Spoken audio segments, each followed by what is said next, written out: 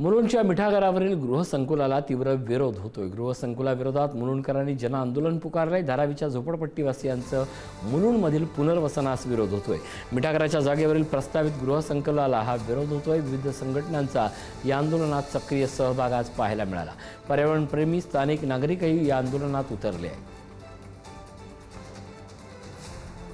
BAP प्रकल्प काय किंवा मिठागराची जमीन काय हे केंद्र सरकारने अदानीला चक्क मदत करण्याकरता हे दिलेले आहे। प्रत्यक्षात धारावीकरांना इथे यावं लागेल का हे सांगणं कठीण आहे। जर मुंबईतल्या गिरणी कामगारांना हे मुंबई जागा देत नाहीत, जो पूर्ण गिरणी बंद पडल्यानंतर पूर्ण जागेवरती गिरणी कामगारांसाठी घरं बांधली पाहिजे असा कायदा आहे, त्याची अंमलबजावणी 30 वर्ष होत नाही।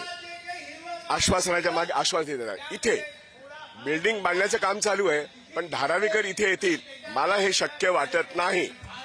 मुंबईकरांना मुंबईतून बाहेर काढण्याचा हा एक मोठा गेम प्लॅन आहे। सरकारला विनंती आहे, माननीय मुख्य एकनाथ शिंदे साहेबांना विनंती आहे, सर्व नेते मंडळींना विनंती आहे की तुम्ही मुलुंडच्या मिठागरांवरती, कांजूरच्या मिठागरांवरती कोणत्याही प्रकारचं बांधकाम करू नका।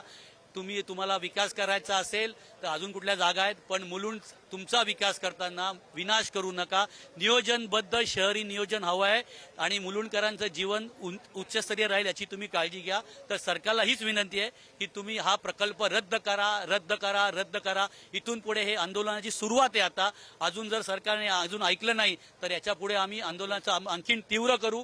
मुळात ही 58 एकर जागा मी त्या माझ्या निवेदनामध्ये सर्व धारावीचे आपले SRAचे चीफ महेंद्र कल्याणकर असतील, महापालिकेचे आयुक्त असतील, मुख्यमंत्री सगळ्यांकडे निवेदन दिले। आमचं म्हणणं आहे की आतापर्यंत ही मिठागरांच्या जागेमुळे समुद्राचं भरतीचं पाणी जे आहे ते थांबतं आणि त्यामुळे पूर धोक्यापासूनचा संभावना होत नाही। पण या ठिकाणी जर गृहप्रकल्प राबवला तर या ठिकाणी पूर धोक्याची शक्यता आहे आणि त्यामुळे आम्हाला हा प्रकल्प ह्या मिठागरावर नको आहे।